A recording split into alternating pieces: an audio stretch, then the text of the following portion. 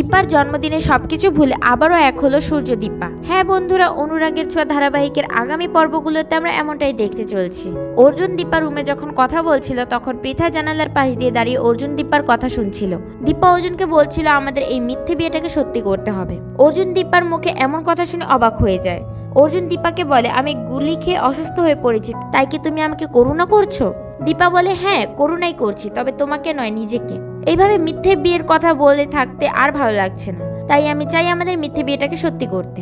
অর্জুন দীপার মুখ থেকে এমন কথা শুনে আনন্দে আত্মহারা হয়ে যায় আর দীপাকে বলে, আমি তোমার মুখ থেকে এমন কথা শোনার জন্যই অপেক্ষা করছিলাম। আগামীকালকে বছরের প্রথম দিন এবং তোমার জন্মদিন। অন্যদিকে পৃথা জানালার পাশে দাঁড়িয়ে অর্জুন দীপার সকল কথা শুনছিল। তখন পৃথা বলে, আগামীকালকেই সবার সামনে অর্জুন দীপার মিথ্যে বিয়ের নাটকটি সামনে নিয়ে আসবো এবং দীপাকে অর্জুনের বাসা থেকে বের করে দিব। তাহলে অর্জুনের সকল সম্পত্তি খুব সহজে আমি দখল করে নিতে পারবো। এরপরে বছরের প্রথম দিনে মন্দিরে যায় ঠাকুরের কাছে প্রার্থনা করার জন্য, যাতে নতুন বছরে সবাই ভালো থাকে, সুস্থ থাকে এবং তার সামনের দিনগুলো যাতে সুন্দর করে কাটাতে পারে।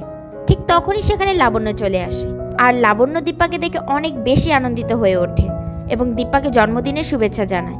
তখন দীপা লাবণ্যকে বলে, মা আপনি এখানে? আর আমার জন্মদিনের কথা আপনার মনে আছে? লাবণ্য বলে, মেয়ের জন্মদিন মায়ের মনে থাকবে না?